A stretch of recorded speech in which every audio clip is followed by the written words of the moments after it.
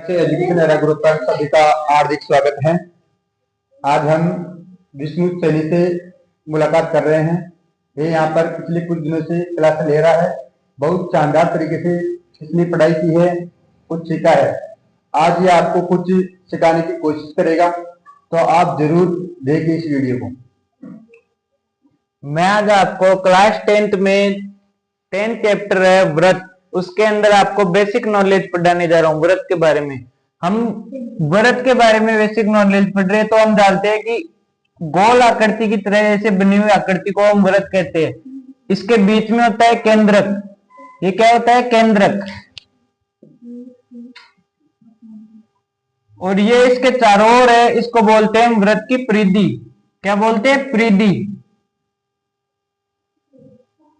ये हो गई परिधि। और इस व्रत के केंद्र से होकर इधर आने वाली एक रेखा होती है जो व्रत की परिधि को टच करती है एक बिंदु पर, उसको बोलते हैं हम व्रत की त्रिज्या।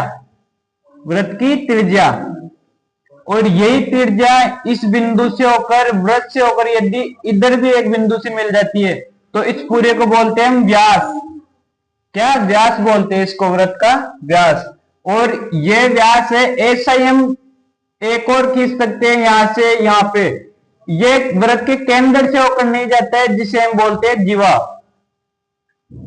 क्या हो गया? जीवा। और ये सब तो हमने पढ़ लिया, एक बार आपको रिपीट कराता हूं।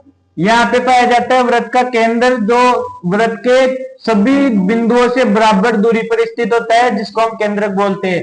ये यहां से लेके व्रत की परिधि तक ये दूरी होती है, जो होती है त्रिज्या। और ये डबल कर दी जाए तो पूरा होता है व्यास। और ये व्यास होता है वो तो व्रत के केंद्र से होकर गुजरता है, लेकिन ये जीवा होती है वो व्रत के केंद्र से होकर नहीं गुजरती है, और ये व्रत की परिधि के दो बिंदुओं को आपस में मिलाती है। ये तो हमने सीख लिया। अब और कुछ चीजें हैं जो व्रत के बारे में। ये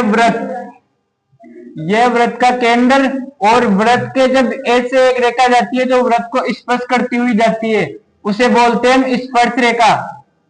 स्पर्श रेखा।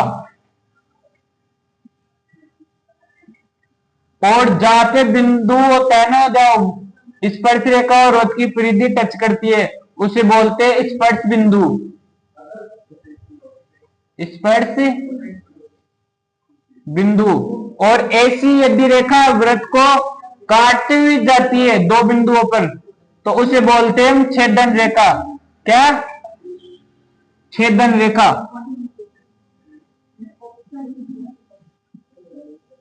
और ये जीवा भी हो सकती है, यदि यहां से यहां तक देखा जाए तो ये जीवा है, व्रत की जीवा। जीवा भी हो सकती है। और व्रत की सबसे बड़ी जीवा व्यास होती है, जो कि केंद्र से होकर गुजरती है। ये व्रत की सबसे बड़ी जीवा है। व्रत की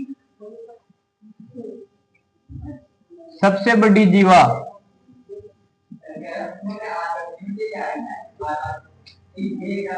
व्यास।